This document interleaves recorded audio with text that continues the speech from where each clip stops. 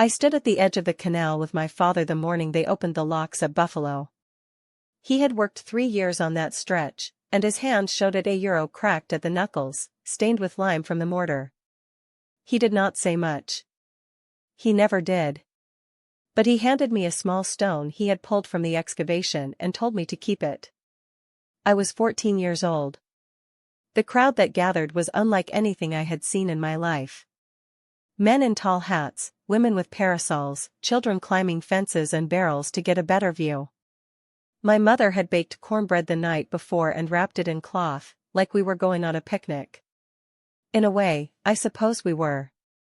When Governor Clinton poured that keg of Lake Erie water into the Atlantic at New York, we were still in Buffalo, but word traveled fast. A man on horseback came through shouting it.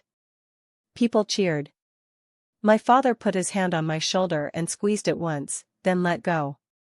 I did not fully understand what I was witnessing. I knew the canal was long. 363 miles, I had heard men say. I knew it connected things. I knew my father had helped dig it. But standing there beside that first boat moving slow through the water, watching the mules on the towpath lean into their harness, I did not yet have the words for what it meant. A year later I did. We moved. My father got work hauling freight on a packet boat out of Utica. We packed everything we owned and loaded it onto a wagon, then transferred it onto a boat. I remember watching our furniture €1, the rocking chair, the chest of drawers my grandfather had built €1, sitting on the deck under a canvas. It looked wrong. Furniture belonged indoors. But the canal made everything feel like it was in motion, like the whole world had agreed to get up and go somewhere.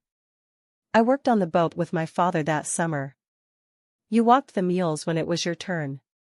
You kept them moving at a steady pace, not too fast, not too slow. The water had to stay calm or the banks would erode. The lock keepers were strict about speed. If you pushed too hard, they would fine you and hold you up at the next lock until they felt satisfied. There was a lock keeper named Alden outside of Rome who memorized the names of every mule that came through his stretch. He would call them by name as the boats came in. He said it steadied them. I thought he was strange at first, but the mules did seem calmer around him than they were anywhere else. My father got sick in the fall of that second year. Nothing dramatic. A fever that would not break. We put in at Schenectady and stayed with a family who rented rooms to canaliers. The woman of the house brought him broth twice a day and charged us fairly. He recovered in 2 weeks. We were back on the water before the ice came. I did not leave the canal for 7 years. By the time I was 21 I had seen every town along that route more times than I could count. Lockport, Medina, Brockport, Rochester, Syracuse, Rome, Utica, Little Falls, Amsterdam, Schenectady, Albany. Each one had its own smell, its own particular light in the afternoon. I knew which taverns were honest and which ones watered the cider. I knew where the bank was soft and where it was solid. I knew the sound of ice beginning to form in November and the sound of it breaking in March. My father retired when I was 23. His knees had given out. I bought a mule of my own and hired on with a freight company carrying barrel goods east and dry goods west. That was the trade that kept the canal alive. €1 goods moving in both directions, never stopping. I married a woman from Palmyra. We had 2 children.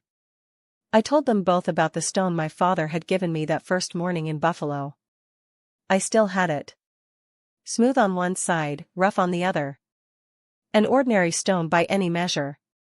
But my father had pulled it out of the ground when the ground was being opened up for something that had never existed before. That made it matter. I kept it until I was old. Then I gave it to my son and told him the same thing my father had told me.